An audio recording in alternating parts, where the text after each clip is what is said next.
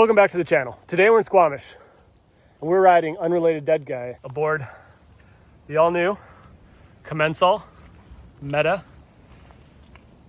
SX. This bike is on loan from Commencal. It is the SLX build. You know, robust, good drivetrain. Nice DT Swiss wheels. Double down casing Assegai. This one has the max grip, which is very nice for the weather we're having. 203 rotor out back, 203 up front as well, with another Assegai. For some reason, this one has max Terra, so I'm guessing this isn't stock. Decent looking bike, kind of weird cockpit bits, a little big and robust looking. I do like the 780 bars. I often cut my bars to that anyway, so can't complain there. Kind of a short KS dropper, but it works. It's a little bit harder to hit this lever. Love the ODI long neck lock-ons. And rounding things out on suspension, you get Fox performance with a 38 on the front and a Float X2 out back. I will say I like the performance of the 38's airspring much better than the 34 or 36, but would have liked to see a Performance Elite suspension. And would likely recommend the Signature build just because you get that nicer suspension. But at the sale price of $5,200, it's a pretty good deal either way. However, at $6,200, I'm not as sure,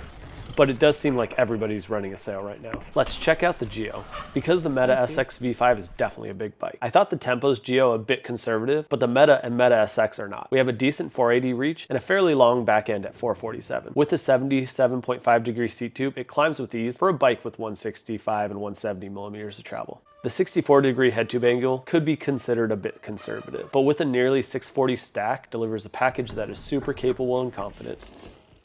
So how does the Commencal Meta SX5 get up the hill? So a pretty easy climb here, but it is wet and these rocks like to roll, so traction is something you have to work for a bit. This Commencal so far though, not having a problem. And as opposed to its little brother, just the Meta, no creaking, which is very nice that they figured that out for this one. All right, steep and loose. How's the Meta SX handle it? Pretty good so far. The new virtual contact system, similar to what's on the Tempo and the standard Meta V5, does a great job of balancing traction and efficiency. Luckily for me, Commencal installed the spacers in the rear swing arm that were missing in the standard Meta I reviewed. And I can say there was no creaking to be heard, just a pleasant pedal up the hill. The body position when seated is very comfortable, without being too upright, so it made its way around switchbacks without a problem. Whew. Gotta say, when it comes to steeps and traction on the climbs, this thing does it really well. This is still an enduro bike, so I wouldn't put it up against my Bronson or the Trek Fuel EX, but against the Nomad or Rocky Mountain altitude, these bikes do a great job of getting you to the top without zapping your energy.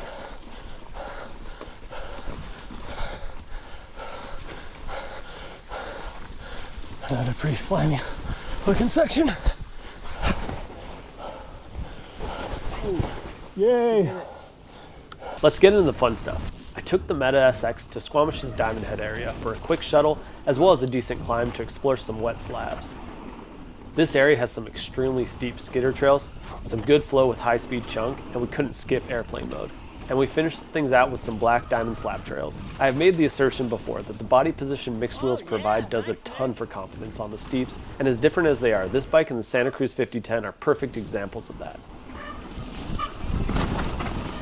With 64 and 65 degree head tubes, those bikes are borderline more confident on some of the steepest things out here than the Transition Spire with its 63 or 62.5 degree head tube. Oh, he's turning on it.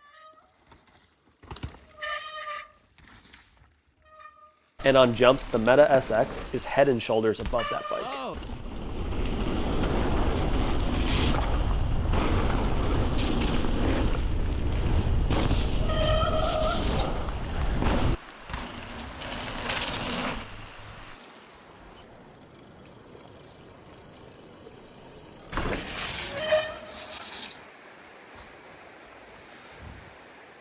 In the chunk and at high speed, the Meta SX has all the stability and does nearly as well over square edges as the high pivot slash or chainsaw. Frankly, it's a bit smoother than the Santa Cruz Nomad in that respect. I didn't notice any excessive flex. which has been a common complaint with the early bikes, but the wet conditions may have had something to do with that. Overall, this is a strong contender in my book.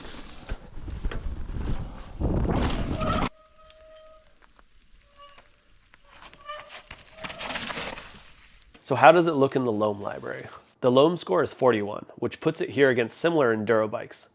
Climbing and descending, it's up there with the best of them. Very much an all-arounder, like the Santa Cruz Nomad. There are better bikes if you're looking to do tricks and freeride, and the Rocky Mountain Altitude may be a better choice if all-out speed is what you're looking for. The value is quite good at the sell price, but at full price, not so much. And while the quality was better than the standard Meta I rode, I can't rake it as high as I don't know how it's going to hold up. Finally, I hope there will be frame storage on the next gen, as well as maybe a bit more room for the water bottle.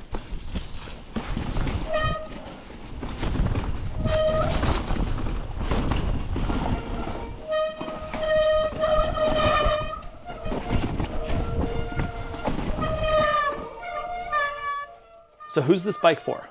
Like I said before, the Meta SX is a very well-rounded enduro bike. It leans more towards steeper and gnarlier terrain, loves big missions, sessioning features, and of course, if you're hopping between the tape, it's not the bike that's going to hold you back. I also always like having the option of a high-end alloy bike. So if you're not sold on carbon, or just prefer the price of alloys, check out the Commencal Meta SX V5. Took the eye protection off, that was maybe a mistake.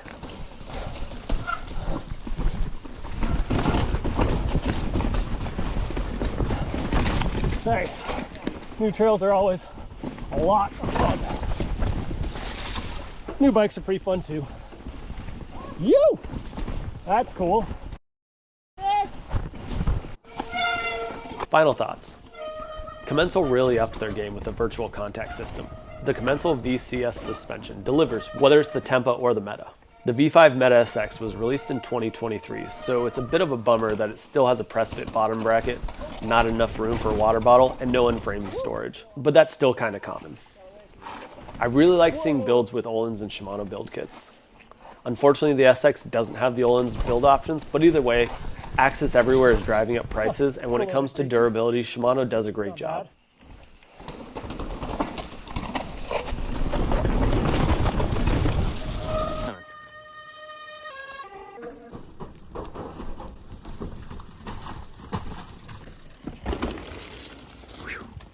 If Commencal has fixed the flexy and creaky frame, then the Meta SX is definitely a buy. And due to those issues, it would be a good bike for a long-term test. It is a bummer the value proposition goes down as the travel rises, but either way, depending on what you're looking for, the Commencal has a lot to offer. The Meta SX delivers nearly bike park performance in a package that isn't afraid of the climb. It's not a bike that only comes alive at speed, and it's okay with picking your way down a very technical descent.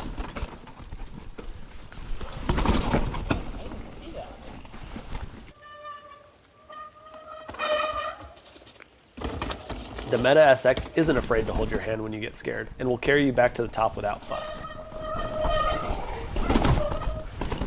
Thanks for watching, and thanks Commencal Canada. If you're in Squamish, check them out. Please subscribe if you haven't. And if you need anything for yourself or your ride, Jensen USA and the other links on my channel's page help keep things going.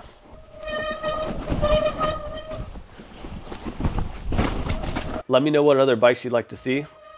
Now get out there, go fast, and take chances. See you next week.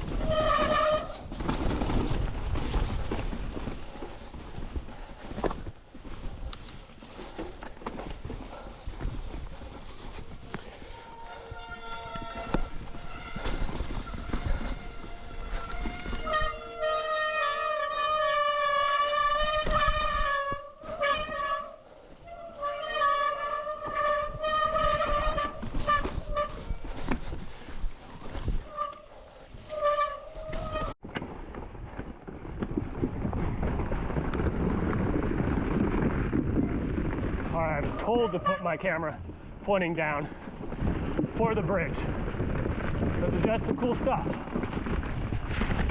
Little did I know you'd be charging. Whew.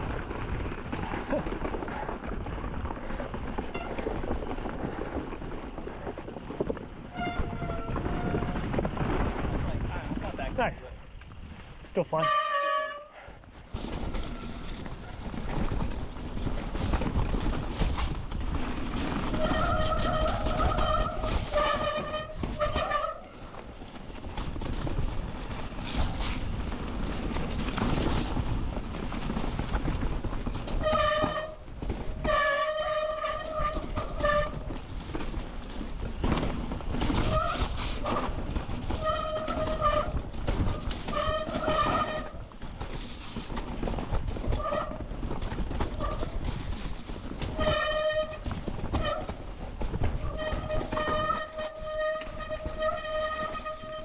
Slabs, buddy. Or easy. But we'll do slabs for sure.